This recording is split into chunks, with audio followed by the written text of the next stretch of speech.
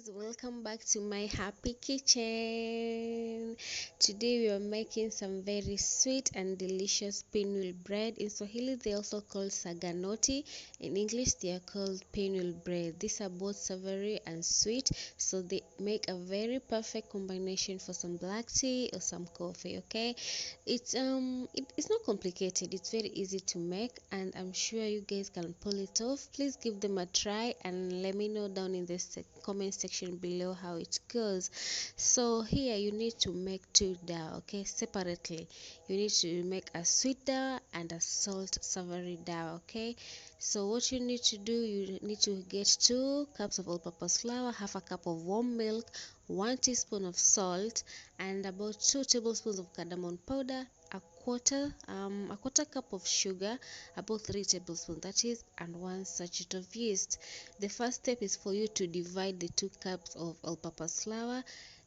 Take your 1 cup and put it aside and get ready to make your salt dough, okay, your savory dough. So in the all-purpose flour, go ahead and add in your 1 tablespoon of salt, and also add half of the yeast, that is about 1 tablespoon of yeast, okay. And then add in also half of the cardamom powder. Remember, you need 2 tablespoons, so add about 1 tablespoon of cardamom powder. Give it a very quick mix, combine everything together, and then gradually start adding in your warm milk, okay, maziwa ya vuguvugu.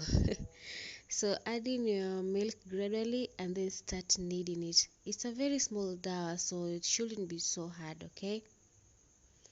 So just be gentle, keep adding your warm milk and knead it until you get a soft dough. It's not supposed to be so soft or hard, just like chapati, the way it is, okay.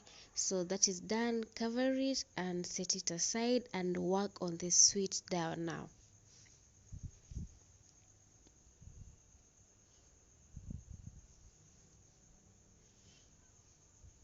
Yeah, cover it and set it aside as it begins to rise while you work on your second dough. So for the remaining flour, go ahead and add in your quarter cup of sugar, add in the rest of your cardamom powder, and then add in the rest of your yeast, and clearly repeat the whole process again. Keep on adding your milk gradually, slowly as you knead and form a dough.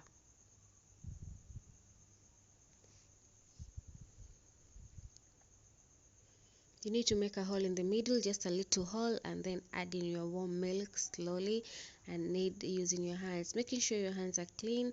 Just knead gently and form your second dough now. And remember, this is the sweet dough. We've already made the salt one, okay, the savory one.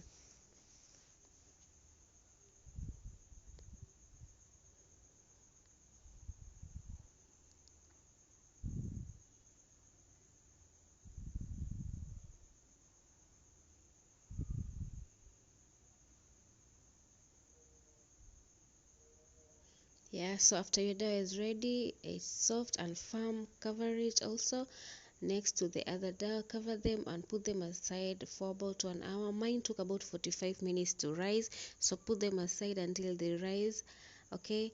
And after they've risen, take them out and let's go to our final step. And make sure you identify which one is salty and which one is sugary, okay. You need to know them. So start by taking your salt dough and dust up your working space and roll it out just like you do with chapatis or paratha. It doesn't need to have a perfect round, okay, but at least try a little bit so that they can be in good shape, just like that. And the thickness, it shouldn't be too thick or too thin. The size should be like, just like chapati, about 1 inch, just like that.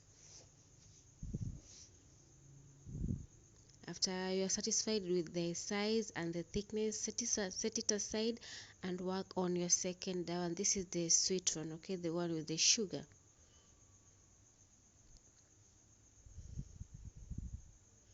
Repeat the whole process again. Roll it out, keep adding flour if you feel like it's sticking on the working space, and roll it out until you get a round that you're satisfied with. And the thickness, remember I said, is like the same with chapati, not too thin and not too thick.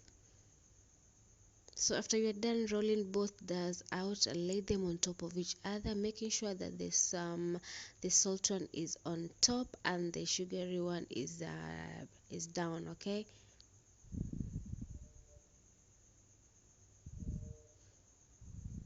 just stretch them out a little bit so that they form together, and then roll them gently. Okay, take both doughs and roll them gently.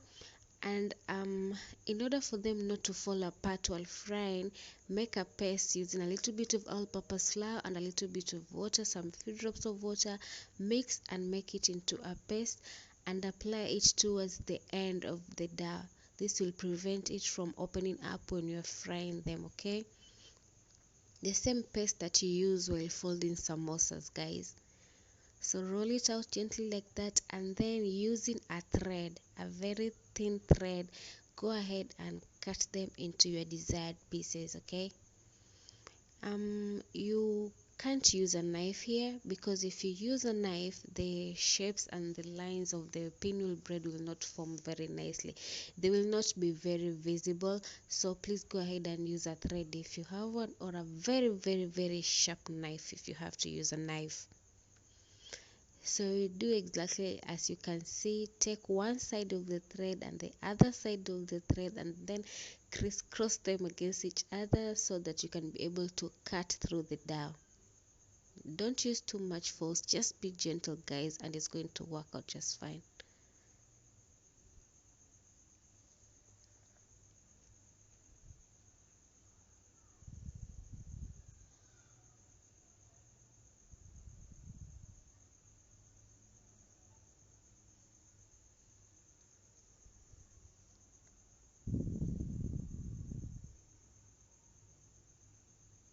Once you're finished cutting your dough into your desired pieces, cover them again and set them aside so that they can rise.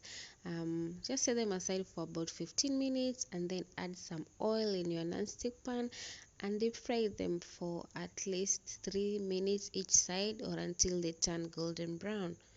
Okay, making sure that the heat is on medium low. Just gently fry them, turning each side until you're satisfied with the color. At least 3 to 4 minutes on each side. That's how long mine took. And trust me, guys, these are so delicious. I could not get over it. And please try them when they're still warm. You're going to love them. So once you're satisfied with the bread and how they've turned out, go ahead and make your sugar syrup now. So you need to add 1 cup of water, 1 cup of sugar, and 1 tablespoon of cardamom powder to a pan, and let it come to a boil. Okay, this is your sugar syrup that you're going to sprinkle on top of the pinwheel bread. Remember, 1 cup of water, 1 cup of sugar, and 1 tablespoon of cardamom powder. Okay, let it come to a boil until it's almost drying up, and then remove it and take your pinwheel bread now and toss them inside the sugar syrup and coat them through thoroughly on each side. And be careful with the syrup because it's still hot. Okay, you can use a fork to just turn the bread on each side and coat it evenly.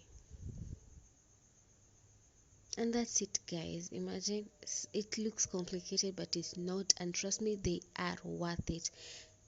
I'm not lying when I say they are worth it. They are worth it. Once you just try one of it, you'll get obsessed. Okay, so please go ahead and try them, and make sure you try them with the syrup as well. It makes a difference. And remember, they are sweet and savory at the same time. Can you just imagine biting into them, guys? I kid you not, this was so amazing. And then they are also moist inside. And cook them thoroughly for 3 minutes on each side, and they'll be cooked very well on the inside. Have them with some black tea or some coffee, and trust me, you're going to love them, and then you're going to make them again and again. So guys, thank you so much for watching. Thank you so much for stopping by again. Please don't forget to subscribe to my channel. Don't forget to hit the notification bell so that you don't miss out on any of this delicious food that I post here, guys. Okay, I love you so much, and please let me know how it goes if you do get to try it. Bye bye.